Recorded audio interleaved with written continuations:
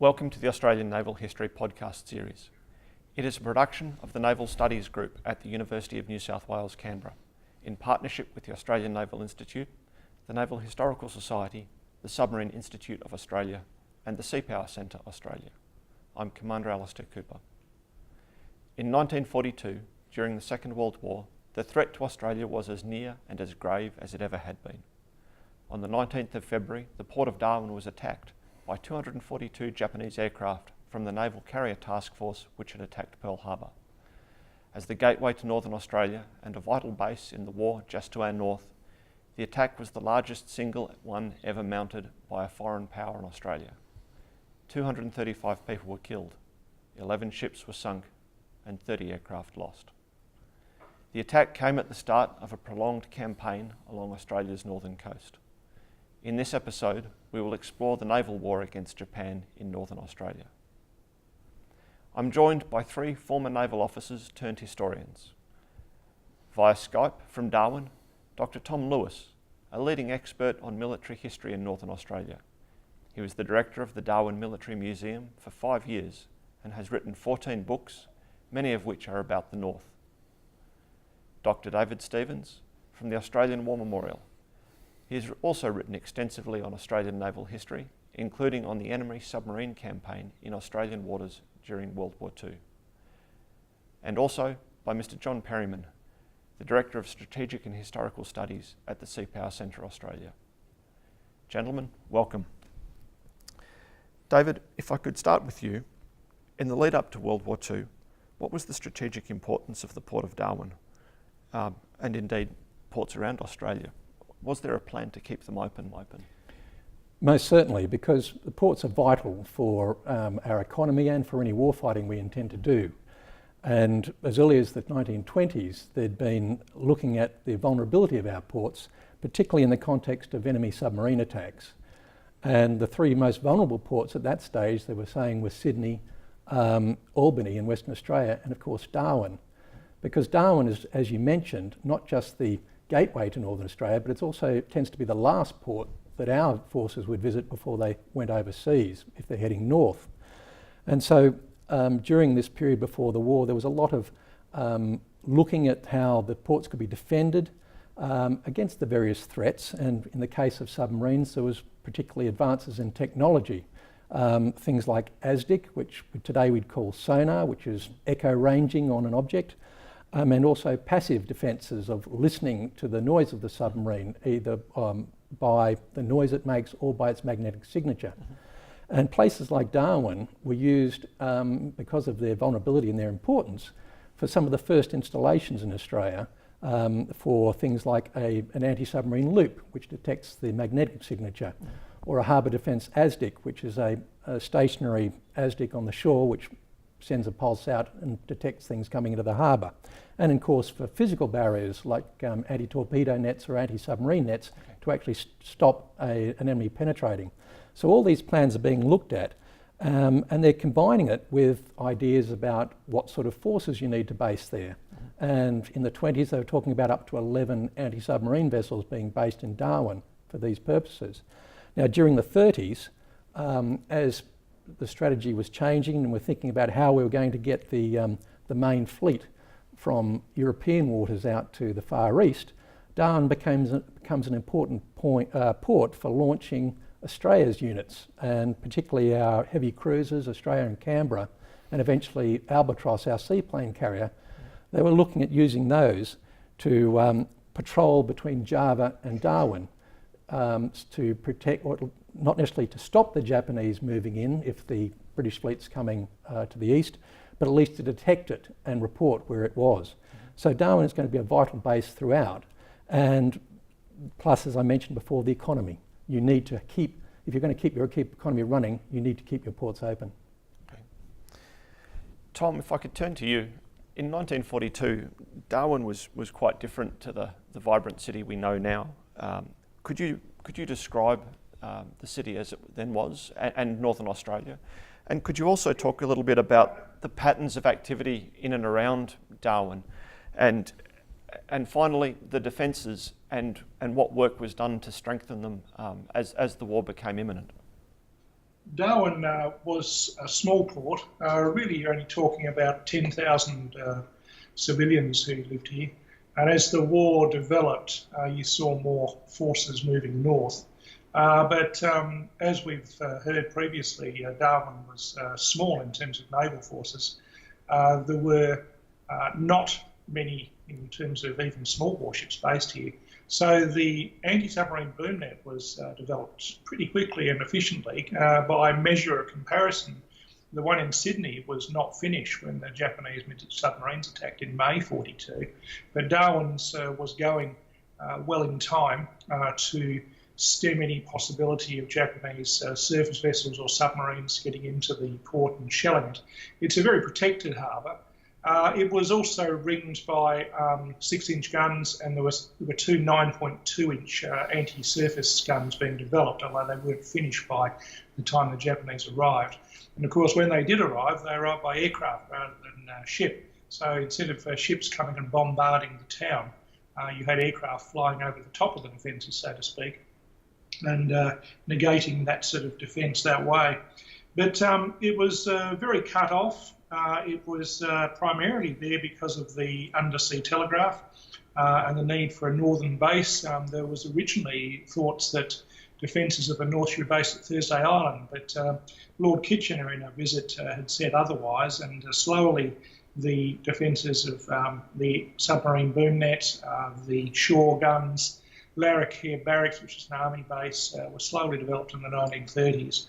And by the time the war had got hot in terms of the Pacific War, it was ringed by anti-aircraft defences, 16 of them all up, and these consisted of 3.7-inch anti-aircraft guns, and they were joined by 50 calibre and lighter rifle calibre machine guns. So the civilians were being moved out by evacuation, and they were being replaced by uniformed people who were moving up here, though certainly it was the second team in many respects, given that many of our people had been already deployed to Europe to fight against the Germans and the Italians. Okay, thank you. John, the Coast Watchers became famous later in the war. Were they part of the defences that were being put up around Northern Australia and around Darwin?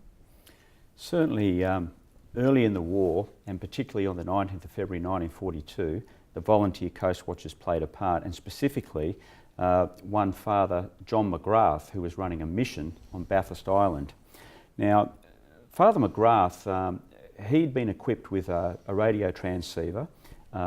He operated this mission, which looked after about 300 Tiwi Islanders, and on the morning of that raid, he looked up and saw this formation of aircraft. It was a very, very clear day, 32 degrees. There had been, some expectation that there might be an attack, but nothing so far. So when he saw this formation of aircraft overhead, he had the presence of mind to race back to his digs, turn on his radio transceiver, warm up the valves, and he actually passed a message to Darwin at 9:35 that morning. That message was received at 9:37 by a Darwin coastal station. It was duly noted down, procedures were followed, and then a telephone call was placed to the RAF operations alerting them that they'd received this.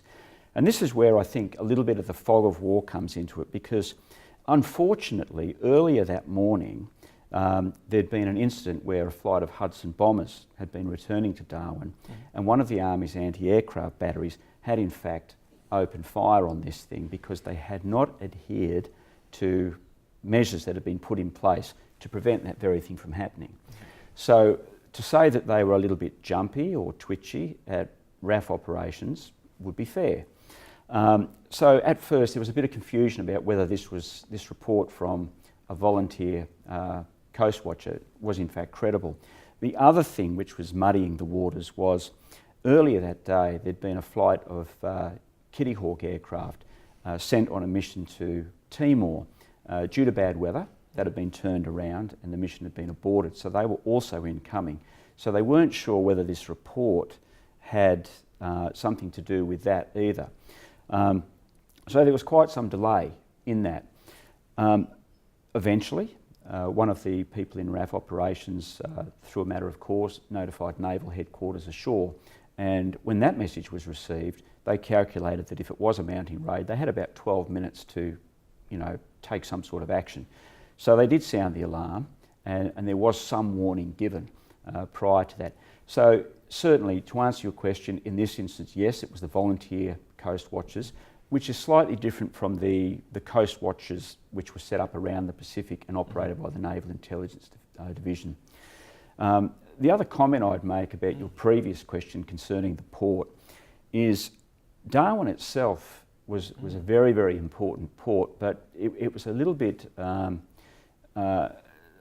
bit of a what would you call a contradiction in terms, because it itself was reliant on the sea.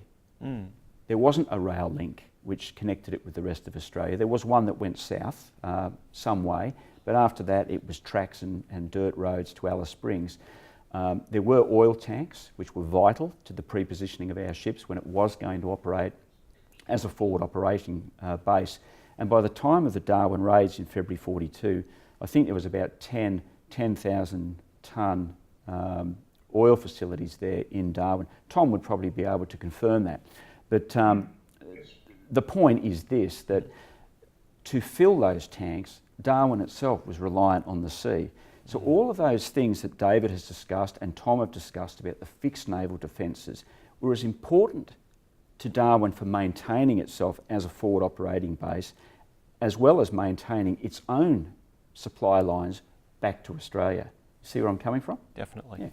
Yeah. So you can't conceive of it out of context of its maritime supply routes in and out. This whole story of Darwin has so many moving parts to it, and they're all kind of interconnected. But being reliant on the sea, being important to the sea, and our operations from the sea, that's all part of this story.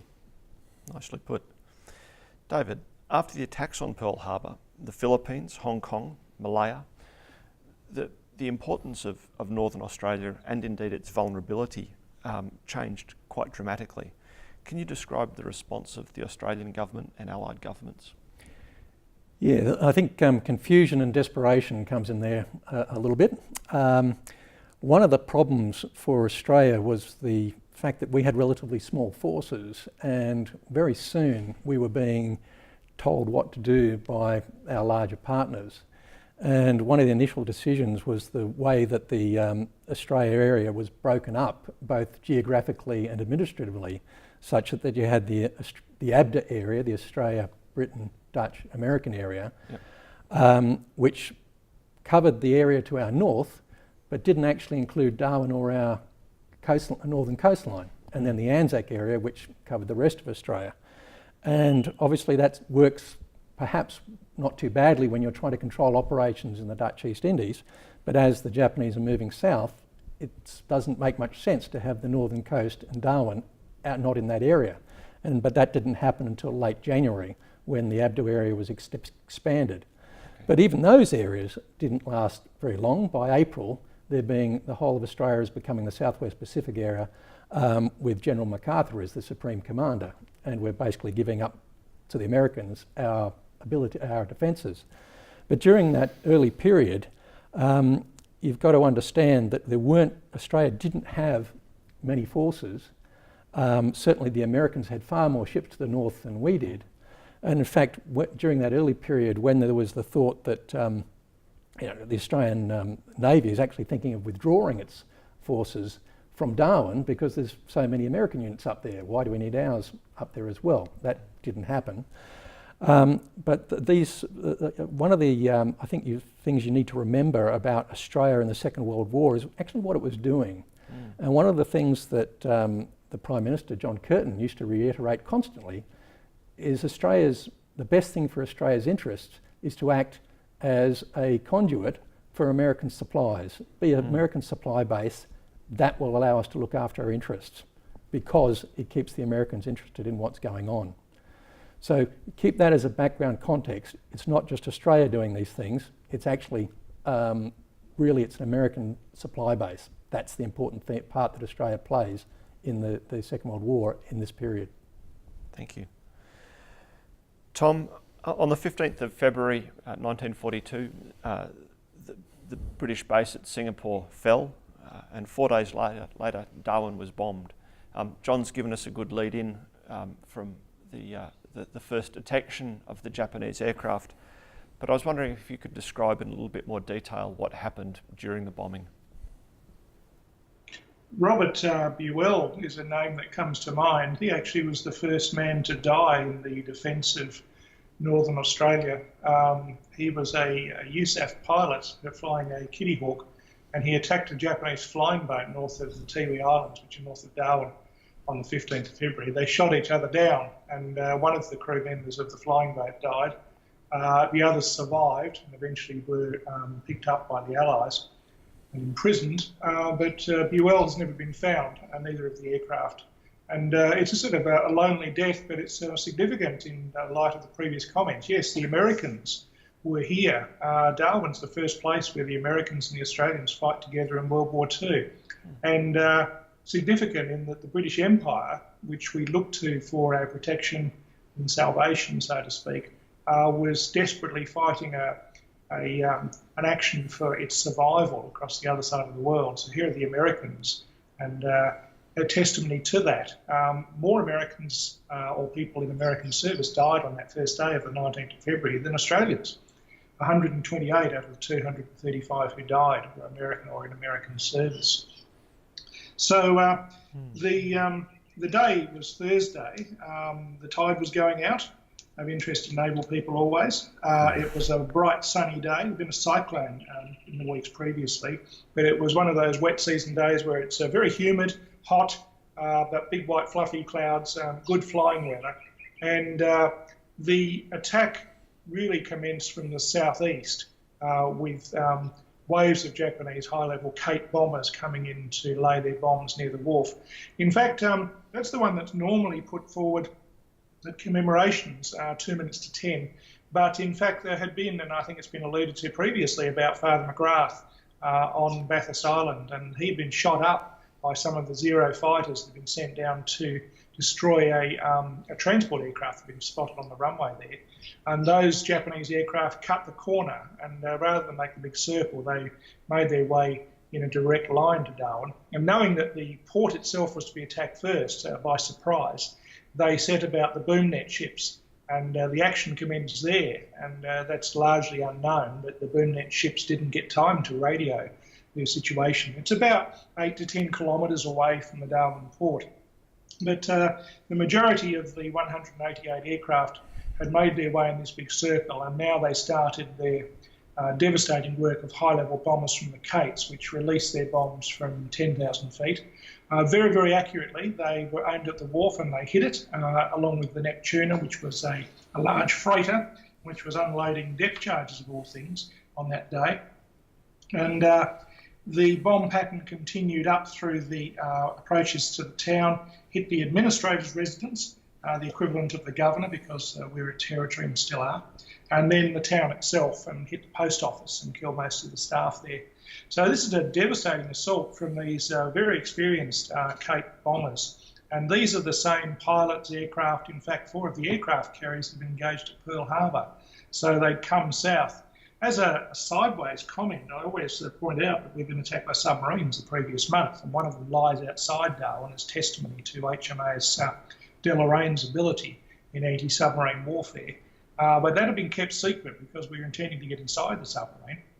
The I-124 still lies there with her 80 people between Darwin and the Tiwi Islands today in 200 feet of water, 60 metres or so, very deep, and has never been entered.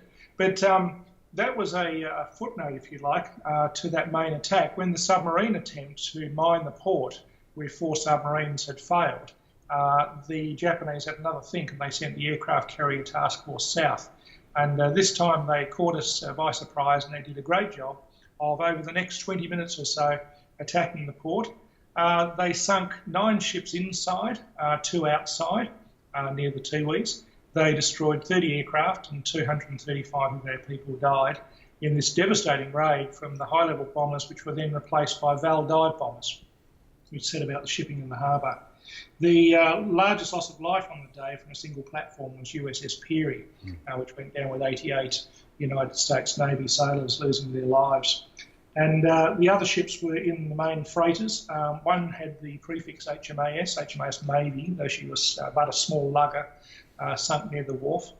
And when the smoke had cleared and the Zeros escorted away the bombers had all delivered their bomb loads, the place was a smoking wreck. And little did we know that there was another attack force on the way, because we got bombed again at 11:45. We've alluded a number of times to the fact that Darwin is important, not just in and of itself, but as a base for activity and for all of the effort that went into supplying it as well. So there was a lot going on. John, I'm just wondering if you can talk about the tempo of this activity more broadly, and then outline the Japanese campaign plan and the impact that it had. I think I'd like to start with the Japanese campaign plan. Why did they attack Darwin? Sure. It seems to be a pretty good place to start. Essentially, their operations were moving south rapidly. They were about to mount their main assault on Timor, and what they didn't want is they didn't want Darwin to be used as a facility from which a counter-offensive could be launched. So it was really important that if they were going to secure their southern perimeter of their greater strategic plan, which was the Great East Asia Co-Prosperity Sphere, and hold that. So they wanted the resources in Southeast Asia. They worked out that if they could get down as far south as Timor, New Guinea, and make that the southern edge of that, and then hold it and make use of those resources, that would be enough. But in order to do that, what they didn't want is they didn't want Darwin and other facilities across Northern Australia to be able to be used to mount counter-offensives. So that was the reason why. Very important. Keeping in mind also that as they secured their sphere of interest, they always had in the back of their mind this fixation on the decisive battle with the Americans. Now, they'd already hit Pearl Harbor. They didn't quite achieve their aims there because the carriers were at sea. So in the back of Yamamoto's mind, he's still itching for this great decisive battle which will eliminate that last threat to maintaining that defensive perimeter. But Darwin was always going to be a thorn in their side. Now, from a naval perspective, there were all kinds of vessels up there. We've heard from Tom about the boom net vessels, the gatekeeping vessels, some of the naval luggers, the corvettes, which were doing very, very good work outside the harbour, in fact sinking one of the submarines that Tom referred to previously. So you get a bit of a sense about those things that were going on at the time and prior to the attack. Later on, of course, we would use this as a stepping stone to New Guinea, and we would have other vessels there, Fairmile motor launchers, harbour defence motor launchers, all of which were doing really, really useful and diverse work. Now, one of the things I think that viewers might need to be reminded of is Darwin is a difficult place to work. It's hot, it's humid. You have the wet season, you have the dry season, you have cyclonic conditions, all of which can affect military and naval operations considerably. It's under attack from the enemy. It's as far north as we can go in a place that is being constantly defended.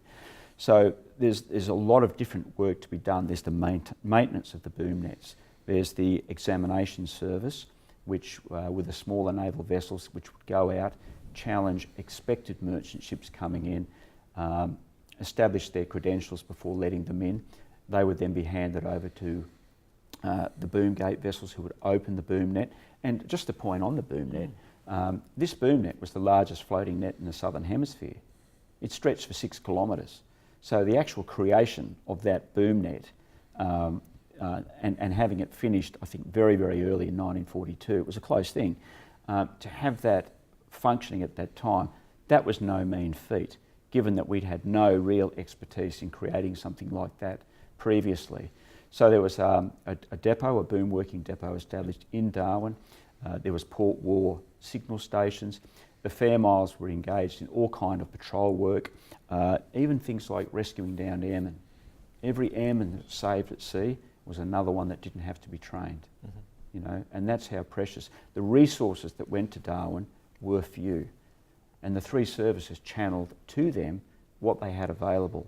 But as David alluded to earlier, very much with the Americans running the show, a lot of those resources were needed elsewhere. So Darwin pretty well got what was available and not much more. But the naval activity, very varied, even hydrographic work taking place, and about 900 personnel based there. Okay. Sounds like it was a really high tempo of activity, and that as we've alluded to, the submarine and mining campaign was significant. So the engineering achievement in having the boom created was very useful. David, you've done a lot of work on the submarine campaign around Australia. I'm just wondering if you could talk a little bit about that and how the operations off Darwin, the sinking of I-124, fit into that larger picture. Yeah, well, the Japanese had a very advanced, technologically advanced submarine force. And these are much larger type submarines than you see the Germans operating. In fact, the Japanese submarines were large enough to, many of them carried their own aircraft, or in fact midget submarines, or they could also do mining. And certainly as part of their the original role for these submarines was to be reconnaissance, the first in type forces to reconnoitre the areas. And that's what you see in those early months of the war, where the Japanese are sending their submarines very, very deep into Allied territory and Allied waters. And so you get, in fact, in the early months of 1942, a submarine I-125 doing reconnaissance flights over Sydney, Melbourne and Hobart. And in the west, you have another submarine, I-1, 2 and 3, doing operations off Western Australia. And in fact, during 1942, one Japanese submarine actually does a south about route from one side of Australia to another. So they're penetrating very deeply, and part of this is a reconnaissance mission. But then as the Japanese get trapped into their defending their area, and still with this idea, as John mentioned, of the great attritional battle, they're trying to think how best to do this. And one of the failures in Japanese doctrine was they could never quite work out whether their submarines should be used for an anti-commerce campaign, such as the Germans, or in a concentrating solely on warships. And certainly Japanese submarine captains preferred to sink a warship rather than commercial ships, which means that they didn't necessarily put the effort in that would have made a huge difference. But as after the first phase of Japanese operations, the advance, they were moving into the second phase, and that phase entailed looking at Australia. They also knew that it could be a base for the Americans, and they wanted to cut off Australia from the rest of the world. And that included operating submarines east and west. And so those operations tended to be a bit later in the war, such that you had the midget submarine attack in May, June, and that's when they really started operating in an anti-commerce role off the Australian coast and the institution of convoys, etc. But in that early part of the war, Darwin was immediately targeted as a site for a mining campaign. And in early January, the Japanese 6th Submarine Squadron, which was based in the Philippines, which had 4 large mine-laying submarines, which were actually based on a German World War I design, were sent off to mine the Torres Strait and Darwin. And this is where we get to the story of I-124, which Tom might like to talk about because he's written a book on it. That'd be great. Tom, could you describe the action against I-124 in a little bit more detail? Neat handover, David, thank you. The I-124 was one of 4 submarines. We've actually got a copy of the minefields from the squadrons, the survivors. The other 3 submarines survived. And they'd done what they thought was a pretty good job, mining the approaches to Darwin, so that if you were steaming along towards Darwin, you were going to run into one of these minefields, and if you didn't, you'd run into the killing zone of the submarines which were lying in wait with their torpedoes. They had a go at this on the morning of the 20th of January 1942, when there was a small convoy of 3 ships coming into Darwin, 2 destroyers and a tanker, Trinity. And the torpedo was seen on the surface that one of the submarines had fired. The freighter managed to avoid the torpedo, and I think it was the USS Edsall or the Alden turned and attacked. And of course, they radioed in Darwin that there's submarine activity outside the harbour. So, like somebody poking a beehive, I suppose, all of the small warships came boiling out of Darwin to chase the submarine threat away or sink as many as they could. The corvettes were designed as a maid of all work, not very fast, but fast enough to escort convoys. A pretty good anti-submarine platform. They're capable of laying mines and sweeping for them as if they're equipped. They were pretty packed with people and only armed with one single reasonable sized gun, but they had 20 millimetres and machine guns on them as well. The I-124 tried to torpedo the Deloraine that afternoon, about 2 o'clock. And as was being said before, the Japanese simply didn't seem to know whether they were going to attack everything, warships, just commerce, vessels, or what. And this is their undoing, I suppose. The Kriegsmarine, if they were operating in these sort of waters against this sort of threat, I imagine would have laid on the bottom and made like a rock. But the I-124, which unfortunately for the Japanese had the squadron submarine commander on board, Commander Endo. He had to be on board one of the 4 submarines, and he was on this one. And Lieutenant Commander Kishigami, the submarine's commander, had a go at the Deloraine and tried to torpedo her. They saw the torpedo.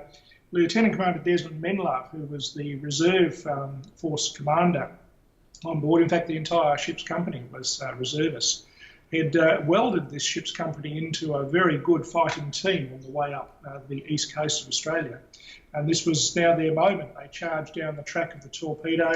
The I-124 half surfaced in front of them, and whether this was to fight it out with a deck gun, which he was formidably equipped, or there was some sort of mismanoeuvre, we don't really know, but Deloraine depth charged her at point-blank range, and she went down for the last time. Of course, in wartime, you don't take half measures here. You're not sure whether you have some of the best or not. So the depth charging went on. In fact, I think Deloraine ran out of depth charges and some other vessels came up, the USS Edsall amongst them, and everybody had a bit of a go. And this continued for the rest of the day and a bit more of the next one. And finally, they decided that the submarine had been killed. There was a sighting of a second periscope on the day, and I interviewed the people who did this, but the submarine squadron records show that the nearest one was about 40 kilometres away, although they were hearing the combat on their hydrophones. And the idea was that the I-124 would be entered. And in fact, some American divers went down and they found the submarine a few days later, and the idea was to get inside her and recover the code books. This never happened. And by the time some better divers were organised to come up from down south, actually did arrive, but they were preparing to dive, and this time the Japanese came back almost a month later to the day, and this time, as we know, with the aircraft carriers, they did the job properly. So the I-124 remains there. She's been the subject of all sorts of scandals and mysteries and so on over the years, but it looks like she's never been entered. The last person to dive on it was one of the divers from the Navy in 1984, when there was a talk about mercury leaking into the water from her supposed ballast, which wasn't true. And Russ Crane, who later went on to become Chief of the Navy, was leading the dive team.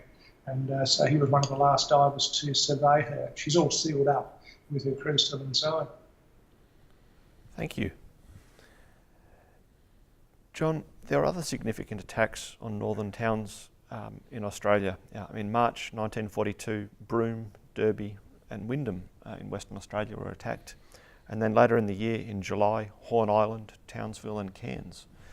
Can you describe the impact of these on Australia and the war effort at the time? Well, these attacks across the top end took the form of harassment.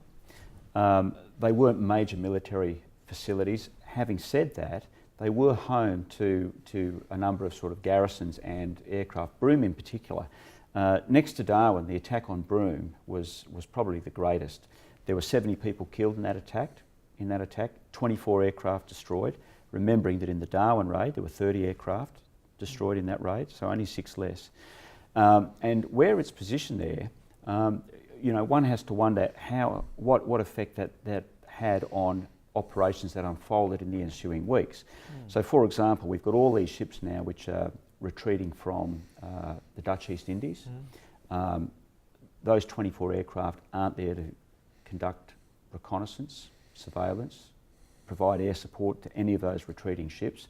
So for some of those vessels making their way back to Australia and seeking safety, that air cover would have been vital. The death of 70 people in places like Broome, any of those sorts of attacks mean that you can't do nothing about it when somewhere in Australia is attacked. So you're going to have to channel the resources to those places to reinforce them. If you're not, what is the effect on the morale of the population? What are we cutting these people loose? Of course you're not. So valuable resources have to be channeled up there, and these places have to be reinforced. But across the top end and as far south as Catherine, they suffered these air attacks. I think the last attack on the top end took place in November 1943, and the last enemy aircraft to be shot down over Australia was in June 1944. But certainly they had an effect on Australian morale, because they realised that it wasn't just the port that was being singled out for attention. All of a sudden there were these other places across northern Australia which made that threat of invasion seem more real, even though it wasn't the Japanese intention to most of the population, or many of the population. The threat of invasion did seem real because of that, because they were under attack. Okay.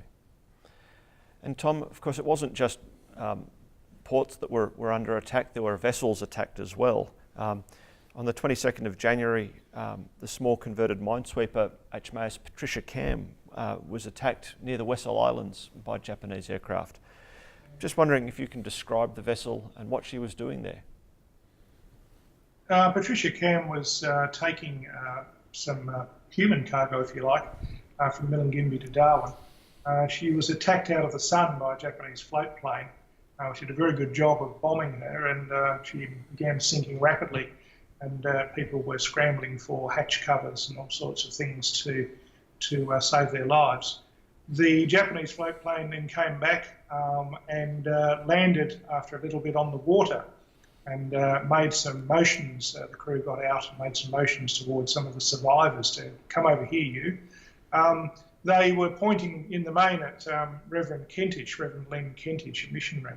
There were a lot of Aboriginal crew on board. I imagine they probably thought the white bloke on board was in the position of having more knowledge about what was happening, and so they wanted him for intelligence purposes. Len Kentish didn't want to go, quite obviously, and the Japanese paddled over in a small boat and menaced him until he did get on board the small boat. They took him back over to their float plane, got him on board and took off. He sadly was later executed by the Japanese. Meanwhile, the survivors had managed to make it to land, and one of the Aboriginal blokes pointed the ship's captain in the right direction, and barefoot, I believe it was, he made his way for many kilometres to get a rescue organised, and the survivors were recovered. Len Kentish was executed, I think it was about 2-3 months later, when there was a bombing raid carried out from Australia, one of many by then, which we were starting to mount against the enemy. And the camp in which he was imprisoned was bombed, and several of the Japanese died. One of them, very angry the next day, the loss of one of his friends, decided that he was going to organise the execution of some Allied prisoners as a reprisal. And Len Kentish was chosen and taken down to a beach and beheaded. This was followed up after the war, and measures were taken against those responsible. There's a road south of Darwin named after Len Kentish. His family, meanwhile, have been evacuated out of the territory unknowing about his fate by train, because the evacuations continue. Most of them have been by ship from December 41, and they continued right up until the first raid, but after that it was deemed too dangerous, and any remaining survivors, even civilian workers, if they weren't absolutely essential, were being evacuated south to all sorts of cities and towns around Australia who didn't particularly want to receive them because it was rather hard to accommodate them. So the territory was, yes, as you say, struck by many other raids. It's something that Australians don't seem to know too much about. The 19th February raid itself, the biggest attack ever made on the Australian landmass by enemy forces, was certainly a massive raid, and slowly the truth of the matter had been filtering out, not because it had been withheld, but because the government had no real interest in spreading the word that we'd been trounced. But there was an inquiry held, and the truth wasn't withheld, as many allege. But slowly also the stories of other raids were making their way south as well. And some of these were massive. They were up to 60 aircraft at a time. The research I've been doing over the past few years showed there were 208 organised incursions by Japanese aircraft. They lost 61 aircraft, 188 of their aircrew. And we have scattered across the top end here many Japanese aircraft in the water, on the land. Most of them lost because it's such a massive area and it's expensive and difficult and it's hot to go looking for aircraft. And of course we also have lots and lots of allied aircraft. But as has been said before, this continued for the next 2 years. By 1943, David, the North had weathered all of these attacks and was now starting to be the base, the springboard from which, or one of the springboards from which Australia and Allied forces mounted their attacks. Just wondering if you can describe that transition. Well, you've got to be careful, I think, in calling it a springboard. After those raids, the early raids that Tom's talked about, really there was no chance of Darwin being used as a major fleet base. It was just too risky. But what it was still an extremely important logistic port, and for a number of reasons. Timor, for example, where there had been a small Australian and Dutch force left behind when the Japanese invaded, they needed to be supplied. And so there was quite a regular service from Darwin to Timor, taking troops, ammunition, and bringing out wounded and civilians as required. And that was an extremely dangerous task, and as we know, HMAS Voyager was lost in one of those missions, as was HMAS Armidale later on. So, but the other major logistic aspect for Darwin was as part of the this Northern War. We mentioned that General Douglas MacArthur was the Supreme Commander in the Southwest Pacific area, and he was starting his island hopping campaign to the north to regain ground against the Japanese by going into New Guinea, where we had the foothold at Port Moresby, but the Japanese had the northern coast of New Guinea. And I mentioned that the Japanese were trying to intercept our supply lines, mainly with submarines, because the Battle of Coral Sea and subsequently Midway had meant that the Japanese never managed to establish control of the sea south of south of New Guinea. And that really meant they were limited to submarines if they wanted to make attacks, or aircraft. And particularly when we've mentioned how close Darwin is to the front line, it means that using any of these sea lines of communication from Darwin to the east particularly are within range of Japanese aircraft. And so one of the key things about this war in New Guinea is the matter of supply. Supply was the major problem for both sides. And when it came down to it, the side that could outdo the other with men, material, equipment was going to win. And hence, this is why the importance of these convoys that were running up the east coast, and in fact from Darwin through Torres Strait to Port Moresby, because Port Moresby was the centre where the build-up was going to happen. So you ended up with a lot of escort missions for the naval ships, for the convoys from Darwin through the Torres Strait to Port Moresby. It was a vital part of the supply system to keep the war in New Guinea going, and then advance from there in the island hopping campaign, with that major threat coming from occasionally submarines, but mostly aircraft. Okay. John, we've mentioned before the variety of naval craft that were involved in these operations that David's just mentioned. But I'm wondering if you can just give people a bit of a feel for how big something like a Fairmile or an HTML craft is? Are we talking something that's sort of like a destroyer that we see on Sydney Harbour, or something much smaller? Not at all. The Fair Miles and the Harbour Defence motor launches were referred to as ships, right? But they were very, very small ships. Harbour Defence motor launch, 80 feet long. Fair Miles, not much bigger. Crew on a Harbour Defence motor launch, 11 or 12. Fair Miles, probably about 20. Now, there was all kinds of activities going on. David touched on the fact that they were resupplying some of these troops that remained at large in places like Timor, and the Fair Miles conducted a number of clandestine operations in connection with supporting them. There was the Services Reconnaissance Department waging its own secret war.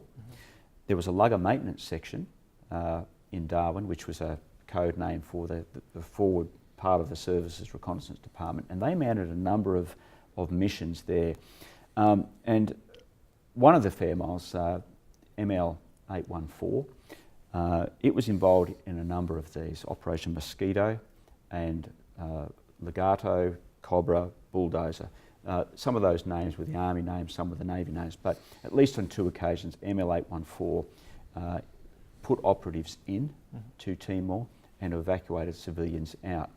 The sad part about that is the operatives that they put in were almost immediately compromised, and the Japanese were able to keep the premise up using these people against their will, of course, to forward bogus reports from Timor on the premise that they were still active and conducting their espionage, if you want.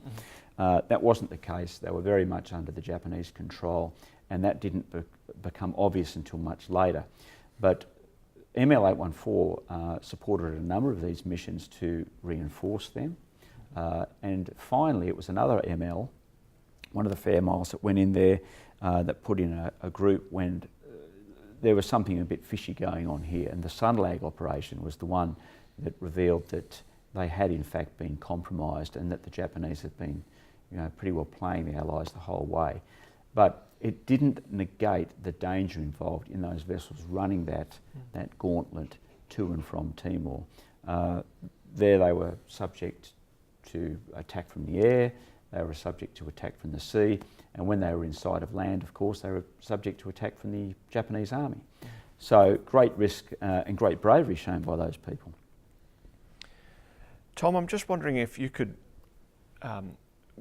add a little bit to what John's told us and talk a little bit about the distances that are involved in these small craft operating around the north of Australia, and give us an idea of how they responded to these threats of nature and the enemy forces as they supported the army.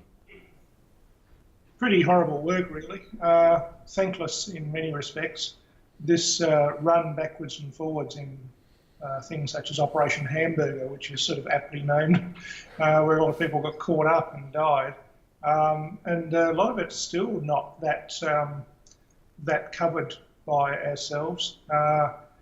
The operation, I think Voyager's already been alluded to, quite often resulted in the Japanese catching these ships in places which were disadvantageous to themselves and paying the penalty. Voyager's still there on the beach at Patano. Wreckage can still be seen. The ships are mainly small. We were talking about Fair Miles before, HTMLs, but you also found other smaller vessels. Nothing much bigger than a corvette.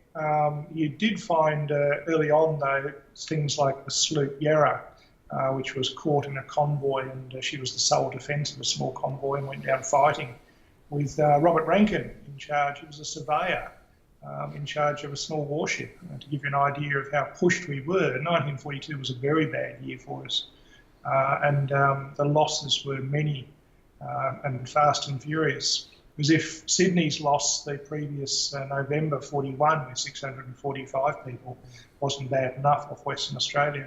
So I imagine morale must have been pretty low, but our people certainly acquitted themselves well.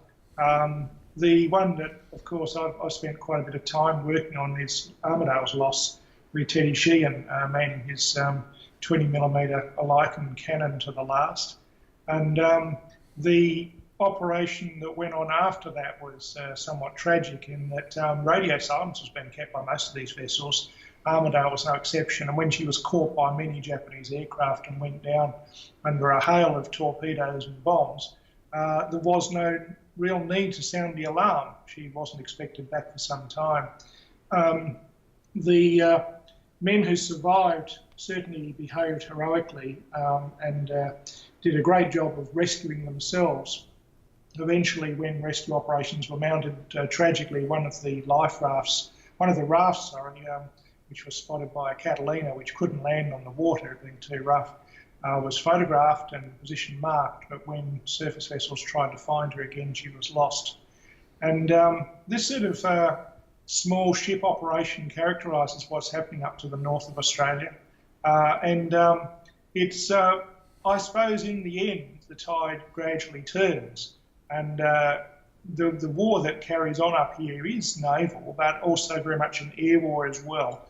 And we gradually turned operations around so that we were doing to the Japanese what they've been doing to us, that is carrying out bombing raids from our land bases against their land bases.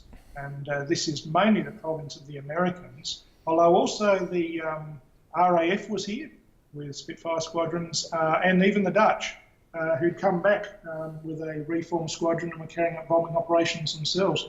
So very much a busy area of the war in the Pacific, and gradually seeing the tide being turned. Of course, we're concentrating on some of the smaller pictures here, but as I've no doubt all our listeners know so well, Coral Sea, which has been mentioned, was the check, and then Midway was the stop, if you like, of the Japanese ambition. Though as a result, as a measure of how tough they were, their navy and army, they didn't have an air force, it took us 3 years and 2 A-bombs before we managed to prosecute the war successfully all the way back to the home islands and bring it to an end. Thank you. Gentlemen, I think you've given us a really good picture of the intensity of the war that didn't occur in the Far East, but in fact occurred in Australia's near north. Can I ask you, David, starting with you, just for any final thoughts? I think I'd like to just reinforce the point that for the first time in its history in 1942, Australia was under a real threat. And that wasn't a threat of invasion, it was a threat of being cut off from the rest of the world. And we need to remember that Australia is a maritime nation, and the threat is likely to come that way, not in the sense of an invasion. Thank you. John?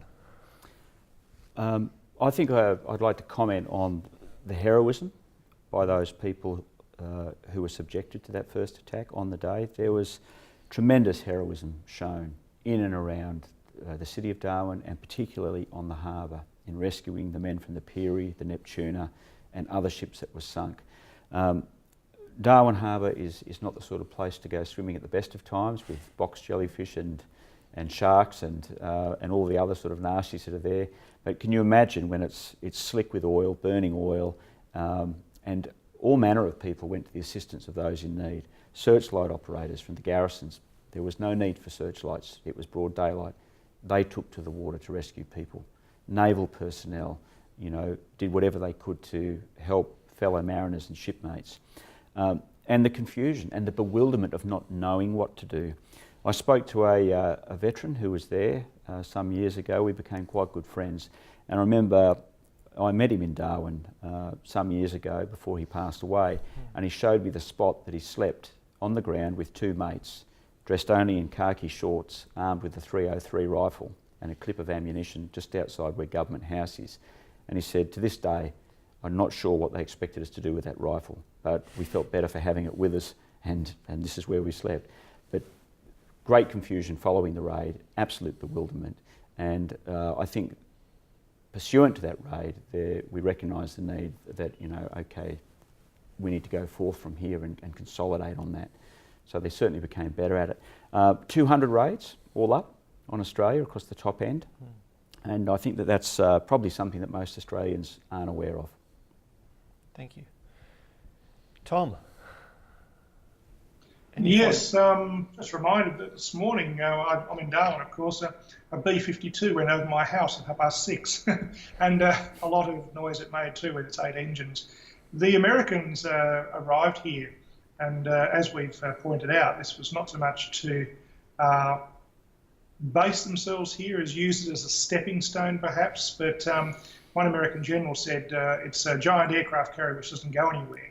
And without the Americans being here, we would have been cut off from the American support, and we were certainly already cut off from British support, and I think that would have been the end for Australia. So only 10 kilometres from where I sit, we have 2,700 US Marines who are now based here. The Americans are a constant presence, and we work constantly with them. As a reminder of that, I'm just looking at a book on my shelf, Officer of the Deck by Herb Kreloff. He was an officer on board USS William B. Preston, a Clemson-class destroyer like the Peary, but she was the one who survived. She'd been converted to a seaplane tender, and she was looking after 4 Catalinas, one of which was shot down in the day and is outside the harbour somewhere still. And the other 3 sunk in the harbour. I've dived them many times, and as has been pointed out, it's not a great place for diving, but we do our little bit. The place is littered with debris and wrecks from World War II. And Herb is still alive. He lives down in Melbourne. I think he's about 102 now. And he is not capable of being interviewed, sadly. But a tremendous bloke. And that book's certainly worth reading, I think, Officer of the Deck. But for me, that's a reminder that the war turned here, it pivoted here. It was touch and go in 1942, but we came out the other end. For me, I can't ever forget that, living here as I do. It's a reminder that the world is a precarious place sometimes, maybe hopefully less so, but here in Northern Australia we do have that daily, weekly reminder of what happened here in the war, and long may we never forget. Definitely. Gentlemen, thank you. And I hope you've enjoyed this episode of the Australian Naval History podcast series. There are more to be found just by searching for Naval Studies Group in your podcast app. See you next time.